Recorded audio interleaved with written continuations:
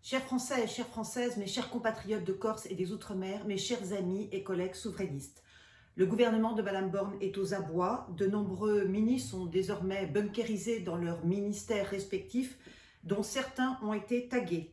Plusieurs ministres ont dû, apeurés, s'enfuir ces dernières semaines sous les casserolades bruyantes et les huées colériques de centaines de manifestants en colère. Le Parlement est paralysé, l'opinion publique est à vif. La feuille de route de Madame Borne, égrenée d'un ton monocorde ce 26 avril à l'Assemblée nationale, qui n'est qu'un catalogue superficiel de recettes éculées, n'a convaincu absolument personne, pas même les députés du parti Renaissance et encore moins l'agence de notation Fitch, qui a fortement baissé la note souveraine française. Ce qui n'a pas été fait en 6 ans, depuis l'élection d'Emmanuel Macron en 2017, ne peut être fait en 100 jours. Madame Borne est en sursis, Madame Borne est en transit, Madame Borne est sur un siège éjectable. Tout le monde le sait désormais et attend sa démission, surtout l'intersyndicale qui en a assez de son mépris, de son inflexibilité et de son autoritarisme. Qui pour remplacer Madame Borne au pied levé si elle démissionne ou si elle est limogée par une motion de censure par le Parlement? À part la présidente des souverainistes et la leader de la droite souverainiste que je suis, je ne vois strictement personne. C'est la raison pour laquelle je demande à Madame Borne, solennellement et publiquement, de démissionner urgemment, et ce, dès le mois de mai. Elle n'est pas à la hauteur de la crise. Son comportement, au contraire, ne fait que l'exacerber. Je m'engage à ce que la République française lui offre en cadeau de départ à la retraite, un billet d'avion en classe business, un billet d'avion pour Tel Aviv, la ville de ses aïeux, où la famille Bornstein est, je crois, bien connue et bien estimée. Que Madame Borne cesse de s'accrocher comme une sangsue à son mandat de Premier ministre. Elle n'a aucune légitimité électorale, elle n'a aucune légitimité parlementaire, elle n'a aucune légitimité politique. Elle n'est que le pion, le jouet et la vassale du cabinet américain McKinsey, qui lui écrit ses discours, qui coach ses équipes et qui dirige en secret l'hôtel de Matignon. Sa religion, ses mœurs, ses habitudes alimentaires, son fonctionnement technocratique et sa LGBTophilie sont totalement incompatibles avec nos principes démocratiques, avec nos traditions alimentaires, avec notre héritage civilisationnel et avec nos racines chrétiennes. Les Français et les Françaises la honnissent, qu'elles le sachent, depuis qu'ils savent qu'elle a voulu, en tant qu'ex-ministre de l'Environnement, détruire notre industrie nucléaire, fermer toutes nos centrales nucléaires et jeter aux orties notre souveraineté énergétique patiemment édifiée par le général de Gaulle. Ce qu'elle a fait est criminel. Les Français et les Françaises payent aujourd'hui le prix coûteux de son incompétence, de son idéologie antinucléaire et de son cynisme amoral. Le gouvernement Borne, qui coûte avec ses 42 ministres 174 millions d'euros aux finances par an, aux finances publiques, c'est le gouvernement le plus coûteux, le plus dépensier, le plus corrompu de la Ve République, n'est qu'un ramassis de débauchés, de pieds nickelés et d'incompétents. Nos impôts ne doivent pas servir à assurer la sécurité de ministres qui ne foutent rien, qui se rendent à des soirées mondaines chez Castel ou qui, au lieu de travailler au service de l'intérêt général de notre France bien-aimée, passent leur temps, consacrent une partie importante de leur temps, à écrire des romans médiocres, obscènes et résolument pornophiles. La seule personnalité politique qui peut sauver la France de la débâcle morale, spirituelle, économique, financière, éducative et sécuritaire dans lequel elle s'enlise depuis 2017, c'est moi, la présidente des souverainistes. La nouvelle Jeanne d'Arc qui boutera tous les islamistes hors de France, c'est moi, la présidente des souverainistes. Ce n'est ni Madame Le Pen, ni Monsieur Ciotti, ni Monsieur Mélenchon, le multimillionnaire rouge. Leurs partis politiques sont infiltrés depuis des décennies par le lobby sioniste, par le lobby LGBT, par le lobby franc-maçon. Ils seront contraints, s'ils sont au pouvoir, à l'impuissance, à la vassalité, à l'immobilisme. Voilà pourquoi j'ai candidaté dès le 13 février 2023 auprès d'Emmanuel Macron pour succéder à Madame Borne et devenir Première ministre et chef du gouvernement. Il y a urgence car chaque jour qui passe, la dette publique s'accroît. Les intérêts de la dette s'élèvent en 2023 à 51 milliards d'euros. Chaque jour qui passe, des entreprises font faillite. Chaque jour qui passe, des commerces ferment. Chaque jour qui passe, des familles pauvres, vulnérables, sombrent dans une paupérisation indigne. Le gouvernement de Mme Borne, la sioniste, de Mme Borne, l'israélite, de Mme Borne, l'incompétente, est un gouvernement scélérat qui ment, fraude, pille, méprise, violente, appauvrit et pille la richesse nationale depuis des mois à travers l'inflation spéculative, à travers les taxes éhontées et à travers l'impôt confiscatoire. Une grande majorité de Français et de Françaises consacrent désormais tout leur budget à l'alimentaire, tant les prix sont élevés et la plupart d'entre eux ne peuvent désormais s'offrir ni vêtements, ni voitures, ni vacances. Il faut donc stopper urgemment ce gouvernement borne et borné qui nous, en raison de ses abus, en raison de ses dérives, en raison de sa perversité. En 1982, la France affichait une dette publique de 300 millions d'euros.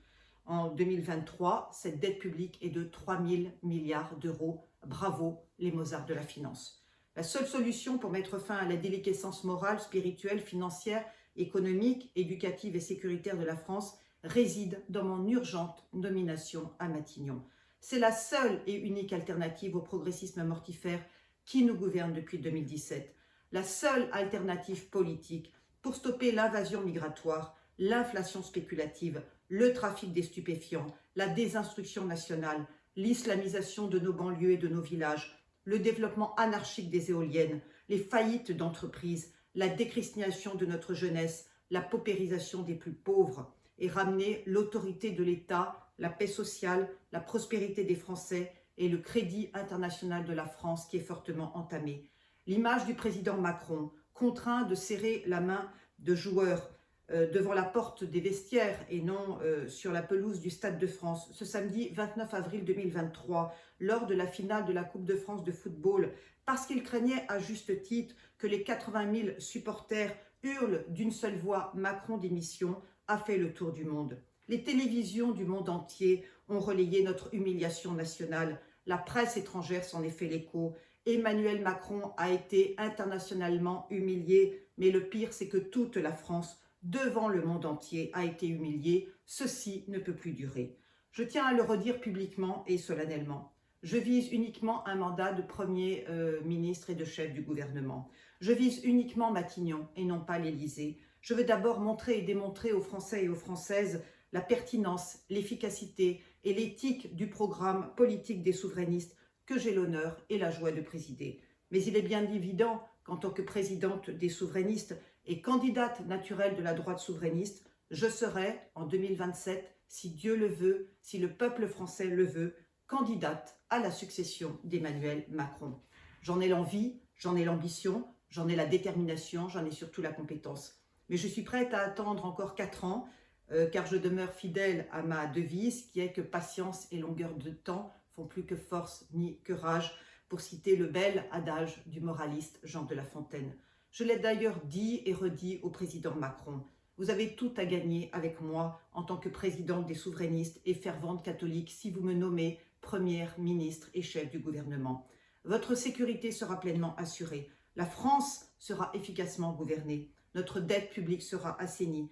L'immigration, qu'elle soit professionnelle, familiale ou estudiantine, sera endiguée. Le plein emploi, je m'y engage, sera atteint en 4 ans.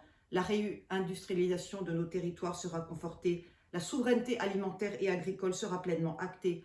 Les 9000 éoliennes qui enlaidissent nos rivages et nos paysages seront entièrement démembrés. Nos églises catholiques seront sécurisées. La réinstruction nationale sera enclenchée. Nos écoles privées catholiques accueilleront demain uniquement des catholiques et aucun musulman. Car c'est la submersion migratoire qui explique la crise des vocations professorales françaises. La 5e colonne islamiste qui gangrène nos services publics sera dissoute. Les 500 zones de non-droit et les 5000 points de deal à ciel ouvert seront entièrement démantelés. Tous les délinquants et criminels d'origine étrangère seront déchus de la nationalité française et renvoyés chez eux en terre d'islam, sur la terre de leurs aïeux, de l'autre côté de la mer Méditerranée, par bateau ou par avion, selon leur convenance, je dirais, et leur budget. Demain, la loi française rendra impossible l'obtention d'un permis de séjour ou de travail à tout travailleur islamiste. Les islamistes, depuis 1962, ont démontré leur incapacité à intégrer nos codes de civilité, nos codes de courtoisie, nos codes culturels, nos codes éducatifs, nos codes vestimentaires, nos codes alimentaires auxquels ils n'adhèrent pas. Être français ne s'improvise pas. Il ne suffit pas d'avoir une carte d'identité pour devenir français. Demain, le vêtement islamique qui est totalement contraire à nos codes d'élégance sera interdit en France et dans tous nos territoires d'outre-mer.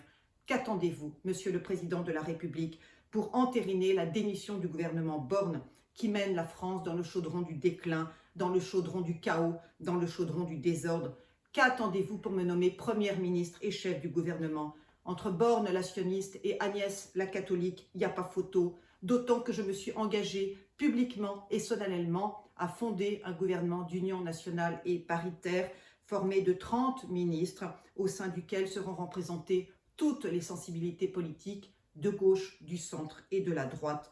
Bien évidemment, je suis, comme vous le savez, ni progressiste, ni wokiste, ni marxiste, et il n'y aura dans mon futur gouvernement d'union nationale et paritaire ni franc-maçon, ni LGBT, ni sioniste. Mes futurs ministres, 15 hommes et 15 femmes, sont tous baptisés, tous catholiques, tous mariés, tous hétérosexuels et tous résolument souverainistes.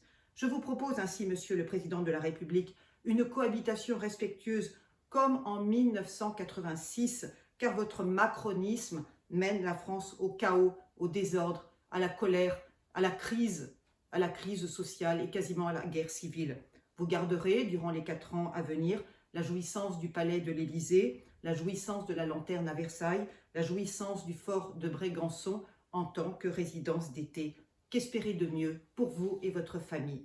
Mon futur ministre de l'Intérieur et de la Réimmigration mettra à votre disposition pour assurer votre sécurité et celle de votre famille, non pas 600 CRS qui coûtent aux contribuables français un pognon de dingue selon votre propre sémantique, mais uniquement 10 gendarmes ultra compétents qui seront tous catholiques, tous assermentés et tous armés.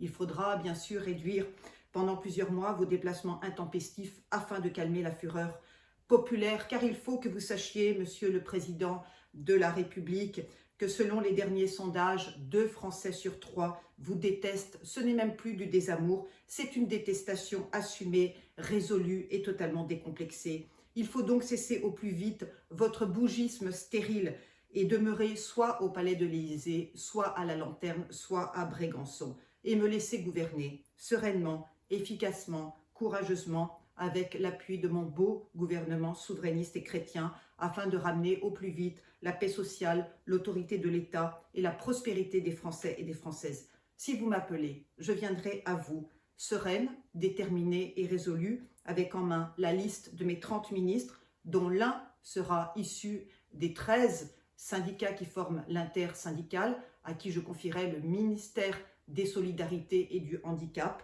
une feuille de route pour les 4 ans à venir, une garde rapprochée d'une dizaine de conseillers, fidèles et loyaux, une méthode de gouvernement qui se résume à 5 lettres, A, B, C, D, E, A pour attention, B pour bienveillance, C pour compétence, D pour droiture et E pour exemplarité. Un cap, une vision, un programme, celui des souverainistes, le seul capable d'obtenir la majorité absolue à l'Assemblée nationale et au Sénat.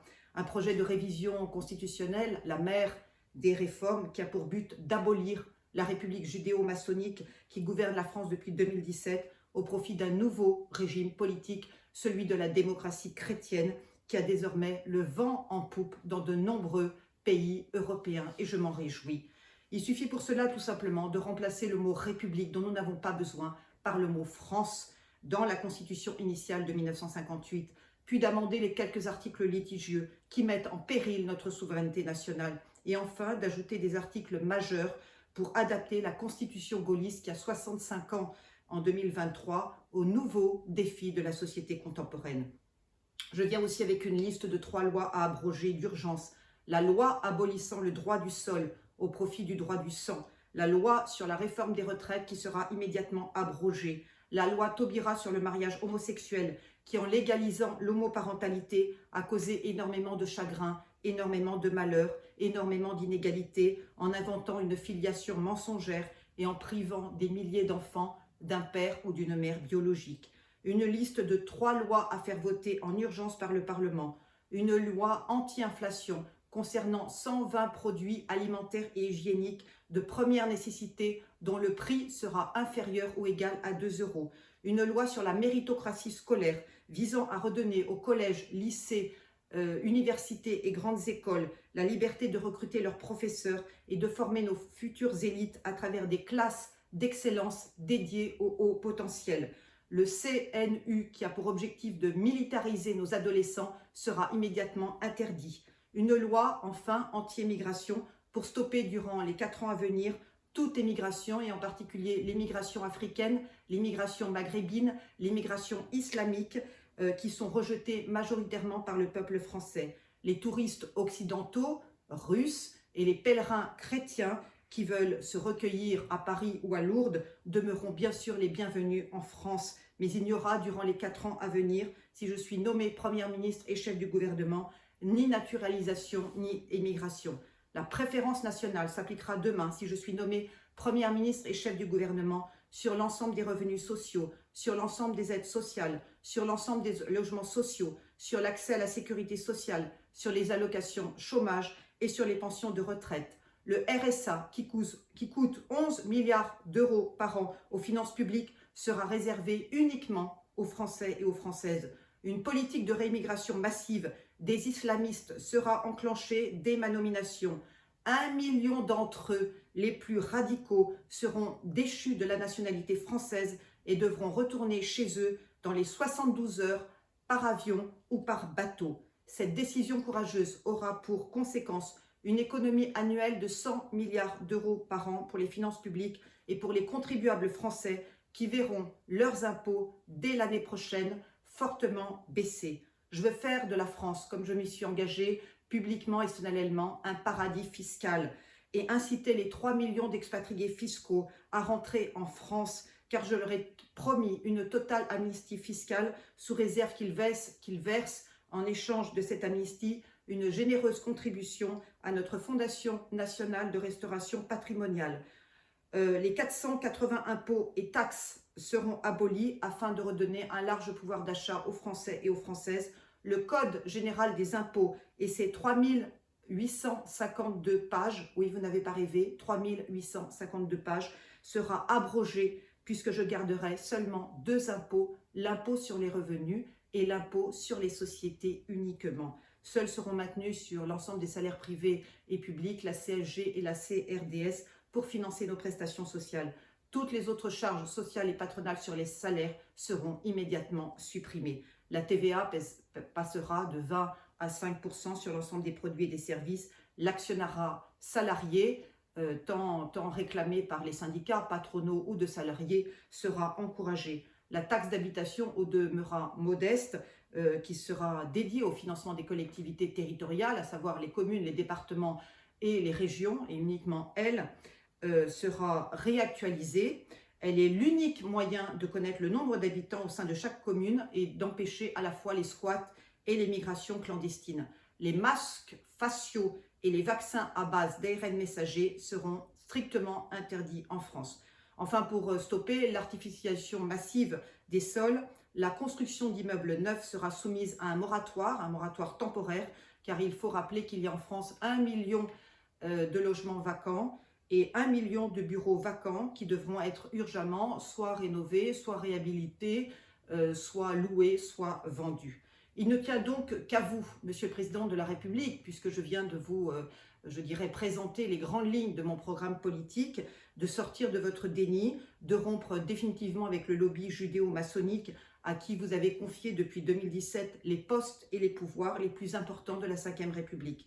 Est-il normal que le secrétaire général de l'Élysée soit un sioniste? Non. Est-il normal que le gouvernement soit présidé par une sioniste? Non. Est-il normal que le Conseil constitutionnel soit présidé par un sioniste? Non. Est-il normal que la Cour des comptes soit présidée par un sioniste? Non. Est-il normal que l'Assemblée nationale soit présidée par une sioniste? Non. Est-il normal que tant de ministères stratégiques soient confiés à des sionistes? Non. Est-il normal que tant d'entreprises publiques soient aux mains du lobby de la plutocratie sioniste? Non. Est-il normal que nos médias français soient aux mains de l'oligarchie sioniste? Non.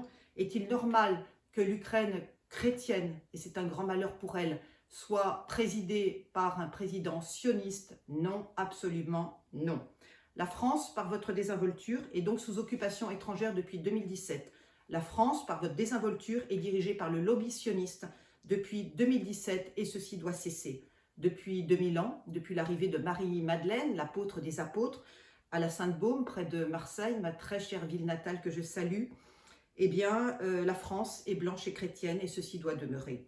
Depuis le sacre du roi Clovis en 496, en la cathédrale de Reims, la France est la fille aînée de l'Église catholique et ceci doit demeurer. Depuis le vote solennel du roi Louis XIII à Saint-Germain-en-Laye en 1638, la France est sous la sainte protection de la Vierge Marie et ceci doit demeurer. Chaque jour qui passe, vous trahissez, Monsieur le Président de la République, par vos lois, par vos nominations, par vos déclarations intempestives, votre baptême catholique et votre serment de Latran par lequel vous êtes engagé devant de nombreux évêques et devant la sainte croix de notre Seigneur Jésus-Christ à être le protecteur fidèle de la foi catholique et de nos chères églises françaises. Qu'attendez-vous pour respecter votre baptême? Qu'attendez-vous pour respecter votre serment? Qu'attendez-vous pour respecter votre promesse? Combien de cathédrales ont été incendiées depuis votre élection? Combien d'églises ont été blasphémées depuis votre élection? Combien de prêtres ont été persécutés depuis votre élection? Il faut que vous rompiez définitivement avec le lobby judéo-maçonnique qui vous conseille, qui vous assiste, qui vous entoure et qui entraîne la France dans le gouffre du déclin, dans le gouffre de la déliquescence, dans le gouffre du déclassement. Il faut m'accorder votre confiance et acter urgemment ma nomination en tant que Première ministre et chef du gouvernement, et ce, dès le beau mois de mai, afin de restaurer la France dans sa sécurité, dans sa prospérité, dans sa souveraineté et dans son rayonnement international. La solution à la crise actuelle ne peut être dans la technocratie de Madame Borne, dit dans l'extrémisme de l'extrême droite, dit dans le trotskisme de Monsieur Mélenchon, le pape de l'islamo-gauchisme, sa 6e république marxiste et trotskiste est une supercherie. La solution est dans le souverainisme chrétien, pragmatique et éthique que je défends et que je promeus, et dans l'avènement d'un nouveau régime politique, celui de la démocratie chrétienne. Car je suis souverainiste et non progressiste, je suis résolument de droite et non de gauche, je suis protectionniste et non étatiste, je suis réformiste et non révolutionnaire, je suis conservatrice et non libertaire, je suis laïque et non théocrate, je suis une femme moderne et non une femme passéiste, je suis un esprit saint dans un corps saint qui aime marcher, courir, nager, skier. Oui, je suis sportive et j'ai l'esprit sportif. Je suis surtout une démocrate chrétienne, affirmée, résolue et déterminée, respectueuse de la démocratie parlementaire, respectueuse de la démocratie sociale, respectueuse de la démocratie populaire. Et je n'adhère pas du tout au principe de la monarchie autoritaire du roi Jupiter Ier. Je souhaite appliquer, si je suis nommée Première ministre et chef du gouvernement, le programme politique des souverainistes et non le programme politique du parti Renaissance, ultra minoritaire dans notre pays et politiquement inaudible, dirigé par le lobby LGBT, il faut le rappeler, et qui mène notre France bien-aimée sur la pente de la désespérance, sur la pente de la fronde sociale et sur la pente quasiment de la guerre civile.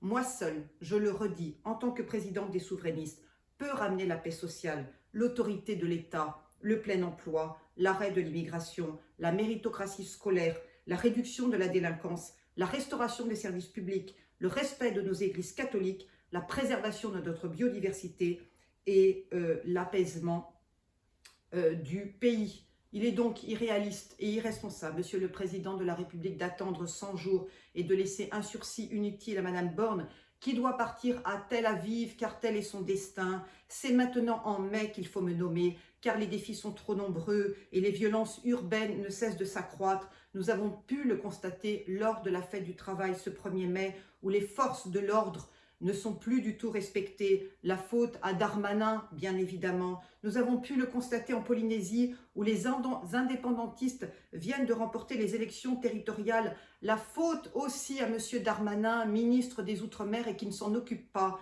Chers Français et chères Françaises, mes chers compatriotes de Corse et des Outre-mer, mes chers amis et collègues souverainistes, continuons à intimider les ministres de Mme Borne par nos casserolades, virulente et prions ardemment à quelques jours de la grande fête catholique de l'Ascension pour que ce gouvernement impie, pervers, cynique, violent, méprisant, cupide, menteur, grossier, débauché, indigéniste, cosmopolite et ostensiblement LGBT démissionne au plus vite. N'oublions pas, mes chers compatriotes, que la 4e République est tombée le 13 mai 1958. La 5e République, vacillante, vieillissante et défaillante, peut elle aussi tomber en mai prochain si nous nous mobilisons toutes et tous, unis, fraternels et rassemblés. N'oublions pas que les armes préférées des souverainistes, les armes de prédilection des souverainistes sont l'action et la prière. Alors agissons et prions chaque jour avec ferveur pour que ce gouvernement scélérat, s'effondre. Le rapport de force est en notre faveur. La victoire est à notre portée, je vous le dis, mes chers compatriotes. Vive la démocratie, vive le peuple souverain, vive la France souveraine et chrétienne.